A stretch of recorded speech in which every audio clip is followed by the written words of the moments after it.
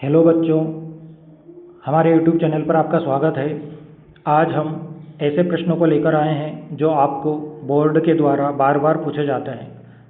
तो board exam में किस प्रकार के प्रश्न आपको मिलते हैं, तो ऐसे ऑब्जेक्टिव लेकर हम आपके सामने आए हैं। तो आज हम बात करने वाले हैं क्लास 12th के बायोलॉजी के फर्स्ट चैप्टर के इम्पोर्टेंट ऑब्जेक्टिव के बारे में। यहाँ पर हम आपको बता दें कि ये 100+ ऑब्जेक्टिव है और हमने हर एक टॉपिक से आपके लिए ऑब्जेक्टिव निकाले हैं। तो NCERT बुक के हर चैप्टर से आपको इसी प्रकार के ऑब्जेक्टिव मिलेंगे, हर एक पेज से, हर एक पैसेज से, हर एक टॉपिक से। तो यहाँ पर आप अपने ऑब्जेक्टिव की तैयारी कर सकते हैं, क्योंकि लगभग 28 से 30 प्रश्न आपको ऑब्जेक्टिव मिलते हैं। तो यहाँ पर आप अपने चैप्टर वाइज ऑब्जेक्टिव की तैयारी कर सकते हैं। तो शुरू करते हैं। बायोलॉजी का पहला चैप्टर है जिसका नाम है पुष्पी पादपों में लैंगिक प्रजनन। इसमें पहला प्रश्न आप देख सकते हैं, धान तथा गेहूं में परागकण अपनी जीवन क्षमता लगभग कितने मिनट में खो देता है। तो धान और गेहूं के पौधों में जो परागकण होते हैं उनकी जीवन क्षमता कितनी होती है, तो वो केवल 30 मिनट तक ही जीवित रहते हैं। तो इसका सही आंसर है 30 मिनट।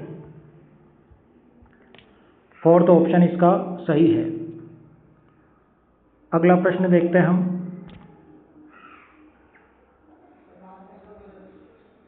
परागकणों के कई वर्षों तक भंडारित किसकी सहायता से किया जा सकता है। तो द्रव नाइट्रोजन के द्वारा हम परागकणों को कई वर्षों तक रख सकते हैं। तो सही ऑप्शन होगा फर्स्ट, पहला ऑप्शन इसका सही है। अगला प्रश्न देखिए, निम्नलिखित में से कौन सा फल सामान्यतः अनिषेक जनित होता है। हमको ऐसा फल बताना है जो बिना निषेचन के ही बन जाता है। तो उसका नाम है केला। बी ऑप्शन इसका सही है।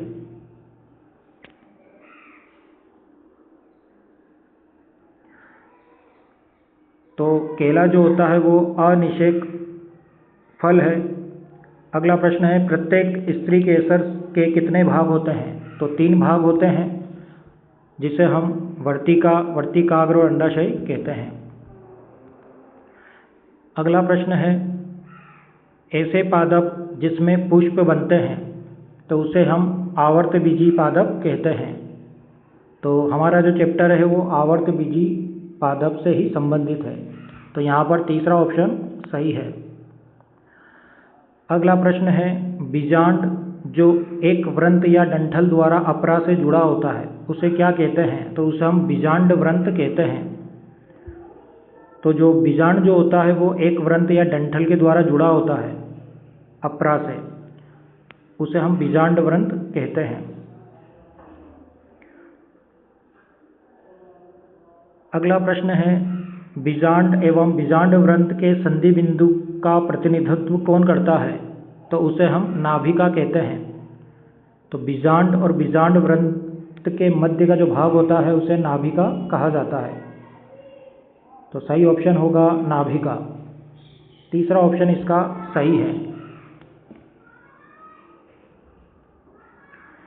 अगला प्रश्न है, पुष्पी पादपों में नर जनन संरचना होती है। तो हम जानते हैं नर भाग पुमंग होता है, जबकि मादा भाग जो होता है वो जायांग होता है। अगला प्रश्न है, पुष्पी पादपों में मादा जनन संरचनाएं कौन सी होती है। तो वो जायांग होती है। दूसरा ऑप्शन इसका सही है। अगला प्रश्न है, वह कोशिका जो आकार में छोटी होती है तथा तुर्को आकृति घने जीव द्रव्य और एक केंद्रक वाली होती है उसे क्या कहते हैं। तो उसे जनन कोशिका कहते हैं। 2 कोशिकाएं बनती है, जिसमें एक जनन कोशिका होती है और एक कायिक कोशिका होती है। कायिक कोशिकाओं का आकार बड़ा होता है जबकि जनन कोशिका छोटी होती है, और यही जनन कोशिका जो होती है पराग नलिका के द्वारा बीजांड तक पहुंचती है। अगला प्रश्न है, कितने प्रतिशत से अधिक आवृतबीजी पादपों के परागकण 2 कोशीय चरण में झड़ते हैं या संगलित होते हैं। तो 60% से अधिक जो पादप होते हैं उनमें परागकण जो होते हैं वो 2 कोशीय चरण में झड़ते हैं। इसमें 2 कोशिकाएं बनती हैं। अगला प्रश्न है, डंठल या तंतु किसका भाग होता है? तो डंठल और तंतु जो होता है ये पुंकेसर का भाग होता है।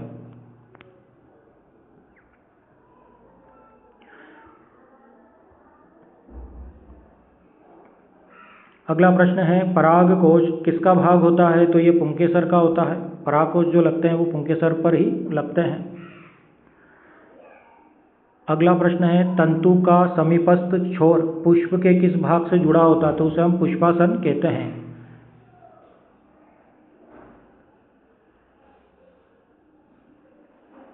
तो उसे हम क्या कहते हैं? पुष्पासन या पुष्पदल कहते हैं। जो पुष्प जहाँ से स्टार्ट होता है बनना उसे हम पुष्पासन कहते हैं, जहाँ पर पुष्प लगा होता है। तो जो समीपस्थ छोर जो होता है पुष्प का वो सबसे निचला भाग होता है, जिसे हम पुष्पासन कहते हैं। अगला प्रश्न है, एक प्रारूपिक आवर्तबीजी परागकोश कैसा होता है? तो हम जानते हैं द्विपालित होता है, 2 पालियाँ होती है उसमें और 4 कोष्ठ होते हैं। तो दूसरा ऑप्शन सही होगा। परागकोश के प्रत्येक पाली में कितने कोष्ठ होते हैं? तो 2 पालियाँ होती है तो 4 कोष्ठ होते हैं। इस प्रकार के ये 4 कोष्ठ बने हुए रहते हैं और इसके बाहर क्या होती है? 4 स्तर होते हैं। अगला प्रश्न है, लघु बीजाणुधानी आगे विकसित होकर क्या बन जाता है? तो ये परागपुट्टी बन जाता है, या हम कह सकते हैं परागकण ये बन जाते हैं। तो यहाँ पर लघु बीजाणुधानी आगे विकसित होकर परागपुट्टी के रूप में होती है या बन जाती है। अगला प्रश्न है, बीजांड द्वार की ओर 3 कोशिकाओं के समूह को क्या कहते हैं? तो उसे हम अंड उपकरण कहते हैं। इंपॉर्टेंट प्रश्न है, बीजांड द्वार की ओर जो 3 कोशिकाएं होती है उनको एक साथ अंड उपकरण कहा जाता है। अगला प्रश्न है, एक बीजांड में सामान्यतः कितने भ्रूण कोश होते हैं? तो भ्रूण कोशों की संख्या सामान्यतः 1 ही होता है, तो इसका सही आंसर होगा 1। तो एक बीजांड में 1 ही भ्रूण कोश होता है। अगला प्रश्न है, एक जो लघु बीजाणुधानी सामान्यतः कितनी भित्तियों से आवृत होती है? तो एक लघु बीजाणुधानी में कितनी भित्तियाँ होती है? तो 4 होती है, 4 स्तर होते हैं, जिसे हम बाह्य स्तर कहते हैं, अंतस्थिसियम कहते हैं, मध्य स्तर कहते हैं और टेपिटम कहते हैं। 4 स्तर होते हैं। अगला प्रश्न है, निम्न में से असंजनन का महत्व क्या है? तो असंजनन के कारण क्या होता है? गुणों में स्थिरता होती है। जैसे जनक के गुण होंगे वैसे के वैसे गुण उसकी संतति में भी आ जाएंगे, मतलब उस पादप में आ जाएंगे। तो गुणों में कोई परिवर्तन नहीं होता है। तो असंजनन का यही महत्व है कि गुणों की स्थिरता होती है, गुण एक जैसे बने रहते हैं। अगला प्रश्न है, विकासशील परागकणों को पोषण कौन देता है? तो टेपिटम देता है। टेपिटम जो होता है सबसे अंदर का स्तर होता है जो परागकणों को पोषण प्रदान करता है। अगला प्रश्न है, जब एक परागकोश अपरिपक्व होता है तब घने सहसंबंध सजातीय कोशिकाओं का समूह क्या कहलाता है? तो उसे हम बीजाणुजन ऊतक कहते हैं। तो जब परागकोश अपरिपक्व होता है तो कुछ कोशिकाएं हमको दिखाई देती है समूह में, उसे हम बीजाणुजन ऊतक कहते हैं। अगला प्रश्न है, एक पराग मात्र कोशिका से अर्धसूत्री विभाजन द्वारा लघु बीजाणु के निर्माण की प्रक्रिया क्या कहलाती है? तो लघु बीजाणु का बनना क्या कहलाता है? लघु बीजाणु जनन कहलाता है। सही ऑप्शन होगा 1, पहला ऑप्शन सही है। अगला प्रश्न है, नर युग्मकोद्भिद का प्रतिनिधित्व कौन करता है? तो नर भाग कौन सा होता है? तो परागकण होता है जो नर युग्मक बनाता है। तो सही ऑप्शन होगा परागकण। अगला प्रश्न है, बहुभ्रूणता क्या है? तो जिसमें एक बीज में एक से अधिक भ्रूण बनते हों उसे हम कहते हैं बहुभ्रूणता। तो इसका बी ऑप्शन सही है। एक बीज में एक से अधिक भ्रूण का निर्माण होना या विकास होना उसे कहते हैं बहुभ्रूणता। बहु का मतलब अधिक। अगला प्रश्न है, निम्नलिखित में से किस पौधे में प्राकृतिक बहुभ्रूणता पाई जाती है? तो ये सिट्रस होता है, जो नींबू होता है वो इसी का उदाहरण है बहुभ्रूणता का। तो सिट्रस जो होता है, जिसे हम नींबू कहते हैं एक प्रकार से, तो नींबू जो होता है वो इसी का उदाहरण होता है। उसमें कई सारे बीज होते हैं या कई सारे भ्रूण होते हैं। अगला प्रश्न है, परागकण का व्यास लगभग कितना होता है? तो 25 से 50 माइक्रोमीटर इनका व्यास होता है। इंपॉर्टेंट प्रश्न है, एनसीईआरटी का यहाँ पर हम पूरा सार लेकर आए हैं, हर एक टॉपिक से आपको प्रश्न मिलेंगे। तो एक इम्पोर्टेंट प्रश्न है यहाँ पर, परागकण का व्यास कितना होता है? तो 25 से 50 माइक्रोमीटर होता है। अगला प्रश्न है, परागकण में सुस्पष्ट रूप से कितने परतों वाली भित्ति होती है? तो यहाँ पर 2 भित्तियाँ होती है परागकण पर। इसको भाइचोल और अंतःचोल कहते हैं हम। तो इसकी संख्या 2 होती है। अगला है, भाइचोल किसका बना होता है? तो हम जानते हैं स्पोरोपोलेनिन का बना होता है। ये भी इम्पोर्टेंट प्रश्न है कि परागकण का भाइचोल या भाइचोल किसका बना होता है? तो स्पोरोपोलेनिन का बना होता है। ये एक प्रकार का कार्बनिक पदार्थ है। अगला प्रश्न है, हाइड्रिला तथा वेलिसनेरिया में किस प्रकार का परागण होता है? तो हाइड्रिला जो होता है ये जल में मिलता है हमको, तो इसमें जल परागण होता है। सही ऑप्शन होगा जलीय परागण।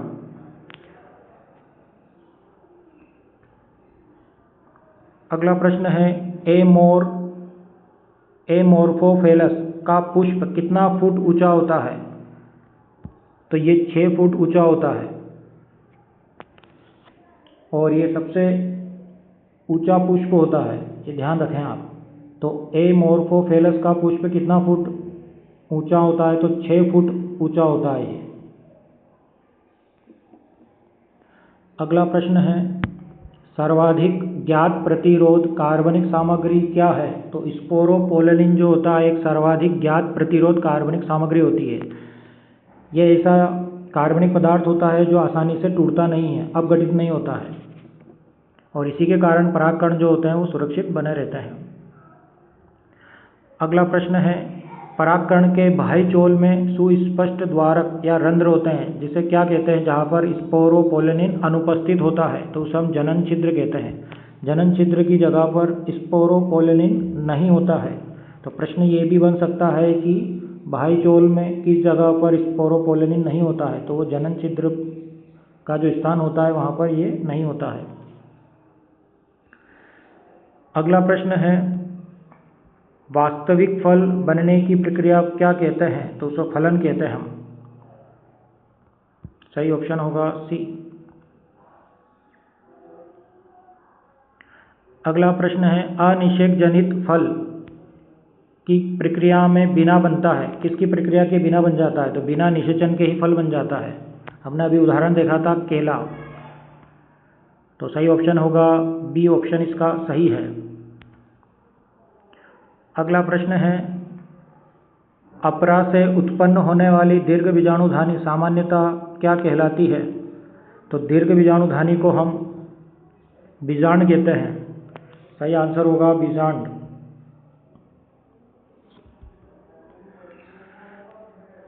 अगला प्रश्न है, गेहूं, धान, आम के एक अंडाशय में बीजांडों की संख्या कितनी होती है? तो इसमें एक ही बीजांड होता है। तीनों उदाहरण आप याद रखें, रिक्त स्थान में भी आपको ये मिल सकता है। गेहूं के एक अंडाशय में बीजांड की संख्या रिक्त स्थान होती है तो एक ही होती है, एक ही बीजांड होता है तीनों में, गेहूं में, धान में और आम के पादप में।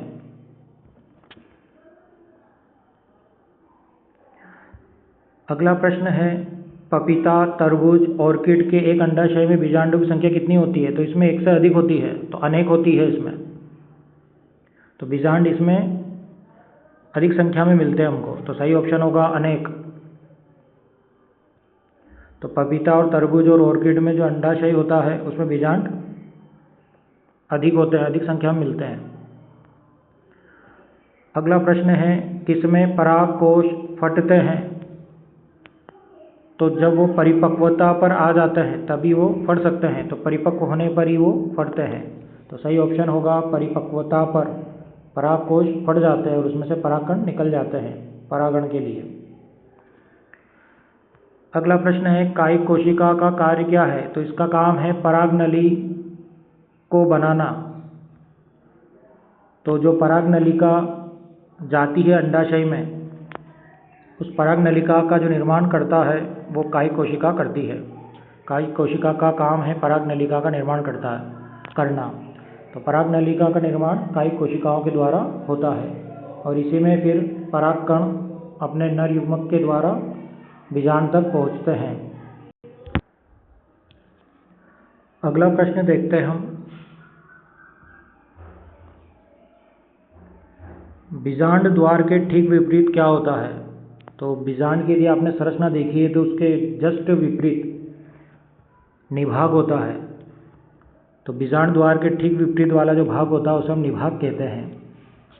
तो सही ऑप्शन होगा निभाग। अगला प्रश्न है एक परिपक्व भ्रूण कोश में कितनी कोशिकाएं एवं केंद्रक होते हैं? तो उसमें 7 सेल होती है और 8 न्यूक्लियस होते हैं। 7 केंद्रक होते हैं, 7 कोशिकाएं होती है और 8 केंद्रक होते हैं। तो सही ऑप्शन होगा दूसरा 7 सेल 8 न्यूक्लियस। ये भी कई बार बोर्ड में पूछा गया है, तो इम्पोर्टेंट प्रश्न है। अगला प्रश्न है वायोला, सामान्यतः इसको हम पानसी कहते हैं, ऑक्जेलिस तथा कोमेलिना जिसको कनकोवा कहा जाता है, कितने प्रकार के पुष्प पैदा करते हैं? तो ये 2 प्रकार के पुष्प को बना सकते हैं। 2 प्रकार के पुष्प बनते हैं इसमें। तो याद रखना आप कि कनकोवा में कितने प्रकार के पुष्प बनते हैं? तो 2 प्रकार के पुष्प बनते हैं। अगला प्रश्न है वायोला, सामान्य, पानसी, ऑक्जेलिस तथा कोमेलिना, कनकोवा किस प्रकार के पुष्प पैदा करते हैं? तो ये करते हैं, जो ऑप्शन है इसमें तीसरा ऑप्शन इसमें सही है। दोनों प्रकार के उन्मिल परागणी और अनउन्मिल परागणी दोनों प्रकार के पुष्प बनाते हैं, जिसमें कुछ पुष्प सामान्य पुष्पों की तरह खुल जाते हैं या खिलते हैं। तो इस प्रकार के 2 प्रकार के पुष्प इसमें बनते हैं। तो सही ऑप्शन होगा इसमें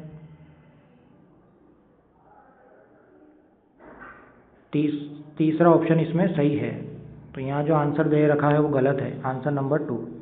तो यहाँ पर दोनों प्रकार के पुष्प इसमें बनते हैं, उन्मिल परागणी और अनउन्मिल परागणी। अगला प्रश्न है अंतःचोल किसका बना होता है? तो अंतःचोल बना होता है सेलुलोज एवं पेक्टिन का। अगला प्रश्न है वह कोशिका जो आकार में बड़ी होती है, जिसमें प्रचुर खाद्य भंडार तथा एक विशाल अनियमित आकृति का केंद्रक होता है, उसे क्या कहते हैं? तो उसे हम कायिक कोशिका कहते हैं। जो आकार में बड़ी होती है उसे हम कायिक कोशिका कहते हैं और इसका काम होता है परागनलिका का निर्माण करना। अगला प्रश्न है एक ही पुष्प में परागकोश से वर्तिकाग्र तक पराग कणों का स्थानांतरण क्या कहलाता है? तो एक ही पुष्प है और उसी के परागकोश से वर्तिकाग्र तक पराग कणों का चला जाना या स्थानांतरण हो जाना, उसे हम क्या कहते हैं? तो उसे हम स्वयुग्मन कहते हैं। तो एक ही पुष्प है, एक ही पुष्प का परागकोश से परागकण निकलकर उसी पुष्प के वर्तिकाग्र तक पहुंचना क्या कहलाता है? स्वयुग्मन कहलाता है या स्वपरागण कहते हैं। अगला प्रश्न है पौधे परागण के लिए कितने कारक का उपयोग करके लक्ष्य प्राप्त करते हैं? तो इसमें पहला ऑप्शन जो है 2 अजीवी तथा 1 जीवीय, 2 कारक होते हैं, 2 अजीवी तथा 1 जीवीय।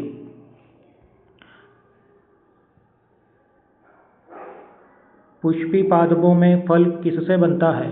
तो अंडाशय से बनता है। तो सही ऑप्शन होगा अंडाशय। अगला प्रश्न है भ्रूण का पोषण कौन करता है? तो भ्रूण का पोषण भ्रूणपोष करता है, जिसे हम एंडोस्पर्म कहते हैं। तो आज के लिए इतना ही, क्योंकि वीडियो बड़ा होता जा रहा है। इसमें कुछ और इम्पोर्टेंट ऑब्जेक्टिव है, वो हम अगले वीडियो में देखेंगे। तो आज के लिए इतना ही। वीडियो देखने के लिए बहुत बहुत धन्यवाद।